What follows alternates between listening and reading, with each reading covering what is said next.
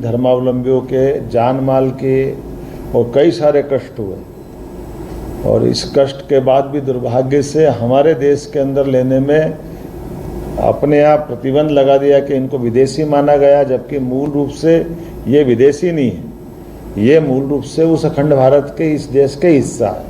इनका कष्ट इतना ही था कि तत्कालीन सरकारों के भरोसे से ये वहाँ रह गए थे, लेकिन जो बनी हुई सरकारें, चाहे अफगानिस्तान की हो, चाहे पाकिस्तान की हो या बांग्लादेश की हो, ये वो उनकी सुरक्षा की छतरी उपलब्ध नहीं कर पा रही।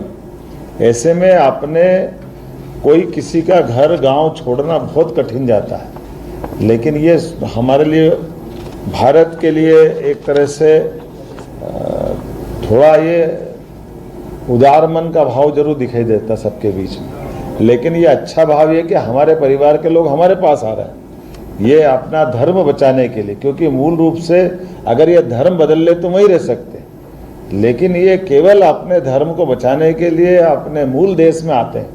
तो मुझे इस बात की प्रसन्नता है, यशस्वी प्रधानमंत्री ने बड़ा काम किया था और मध्य प्रदेश के अंदर मैं इनका स्वागत करूंगा। इनके जैसे और भी जो लोग आएंगे उन सबका भी स्वागत करेंगे, और ये आज हमारे लिए सौभाग्य की बात है कि दो भविष्य की नई पीढ़ियां हमारे बीच में से अपने मध्य प्रदेश का हिस्सा बन रही है, और एक बांग्लादेश का मूल परिवार माना गया है। लेकिन मैं तो ये मान के चलता हूँ, जैसे मैंने कहा कि 47 के पहले वाला हमारे देश का हिस्सा, हमारे देश के नागरिकों का जो अधिकार था वो आपको मिलना चाहिए, आपको मिल रहा है। मध्य प्रदेश की धरती पर आपका स्वागत है, वंदन है, अभिनंदन है, और शासन के माध्यम से, शासन के किसी भी विभाग की कोई भी ज़रूरत होगी, कोई भी आवश्यकता होगी, शासन आपकी पूरी मदद करेगा, और आप मध्य प्रदेश का हिस्सा बन करके गर्व का मौका हासिल करें, ऐसे मुझे भी आनंद आएगा और आपको भी बधाई देता हूँ। मैं आपका स्वागत करता हूँ।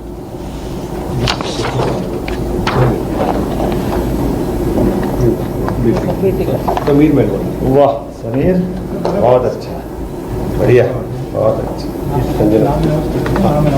ये पहला सर्टिफिकेट समीर मेलवानी, दूसरा सर्टिफिकेट संजना मेलवानी, बहुत अच्छा। और तीसरा सर्टिफिकेट राखी दास।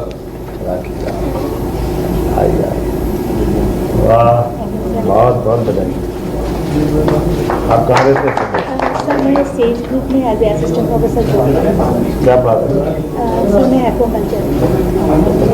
आप क्या कहाँ बैठे हैं? रहते कहाँ हैं? भाई बहन, बहुत अच्छा, बधाई आपको, बहुत बहुत बधाई, बहुत बधाई, बहुत अच्छा।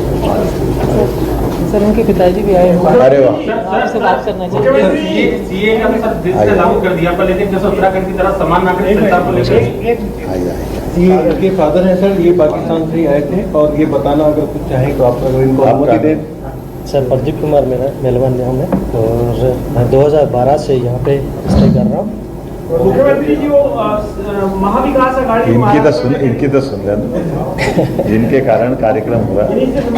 हाँ बोलिए। एक्चुअली सर 2012 में हम आए थे, उसके बाद तो माइक के पास। जी 2012 में हम आए थे, उसके बाद हमने प्रक्रिया 7 साल के बाद अपनी शुरुआत की।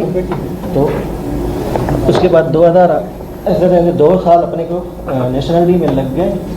अभी जो मोदी जी ने जो अभी 2015 से हमारे लिए जो सरल किया, यानी अपने को तो आधार कार्ड भी नहीं बनाना था, तो उसी वजह से क्या है सर, बिज़नेस भी नहीं कर सकते थे, ना बच्चों के लिए कुछ कर सकते थे। तो मोदी जी की वजह से 2015 से इनके आधार कार्ड भी बन गए, अपना काम भी हो गया, और प्लस में अभी जो ये प्रक्रिया जो शुरू की गई है, ये तो ऐसे समझे जितनी तारीफ़ की जाए उतनी कम है।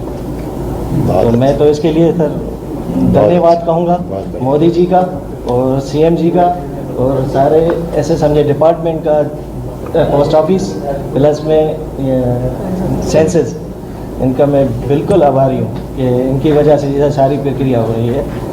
बहुत अच्छा, बहुत बढ़िया। मेलवानी जी आप अच्छा बोले, आमतौर पे बोल नहीं पाते, माइक के सामने लोग डर जाते हैं। समान नागरिक संहिता की तरफ मध्य प्रदेश आगे बढ़ रहा है सर, ये सीए तो है पर लेकिन दूसरे साल में। देखिए माननीय प्रधानमंत्री जी के सामने ये सारा विषय है, और क्रमशः वो जैसे जैसे अनुमति देते जाएंगे वैसे वैसे राज्य उस दिशा में आगे बढ़ेंगे। अब ये उत्तराखंड को अनुमति मिली, वो बढ़े। एक जुलाई से ये प्रेस कॉन्फ्रेंस है क्या? एक इम्पोर्टेंट आज को महाविकास अघाड़ी कह रहे हैं कि वो सीए लागू नहीं होने देंगे महाराष्ट्र में, तो उन्होंने कहा है। इस पे आपका रिएक्शन? मैं अपनी बात करूंगा, वो उनकी बात करेंगे। हमारे यहाँ है, हमने लागू कर दिया है, उनका ठेका क्यों लेंगे? 1 जुलाई से न्याय संहिता लागू होने वाली है। 1 जुलाई से हैं? दंड संहिता की जगह अब न्याय संहिता होगी। बिल्कुल होगी। ये बहुत बड़ा मील का पत्थर साबित होगी।